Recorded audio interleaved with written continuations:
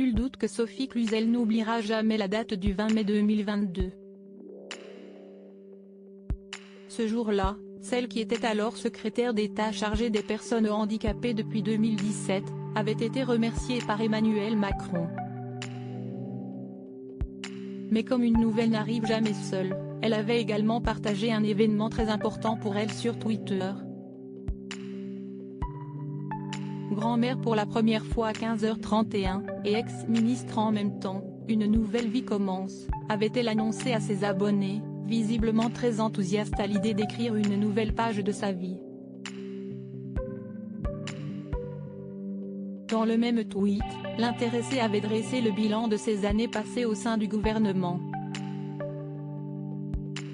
Fière de ses 5 années au service des Françaises et des Français et d'une cause si importante, avait-elle détaillé. Le vivre ensemble reste mon engagement. Sophie Cluzel a toujours été très engagée sur la question du handicap. Elle est mère de 4 enfants, dont une fille porteuse de trisomie 21. Cette dernière, prénommée Julia, avait d'ailleurs eu l'occasion de travailler pour l'Élysée, comme l'avait détaillé Paris Match en mai 2017.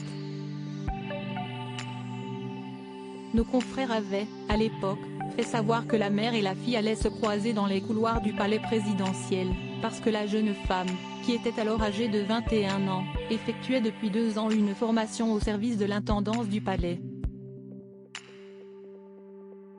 Sophie Cluzel s'est toujours battue pour sa fille en véritable battante. Sophie Cluzel a tout fait pour accompagner sa fille à chaque étape de sa vie. J'ai grandi avec ces problèmes, avait-elle confié dans les colonnes du magazine hebdomadaire. Quand elle a eu 16 ans, nous sommes passés à la question de l'insertion professionnelle. En 2015, après avoir appris qu'un jeune trisomique venait de remporter le trophée L'Assiette Gourmand parrainé par le chef de l'Élysée, Guillaume Gomez, Julia avait décidé d'écrire une lettre pour une candidature spontanée. Après quoi, elle avait décroché un stage de 3 semaines à l'intendance du palais.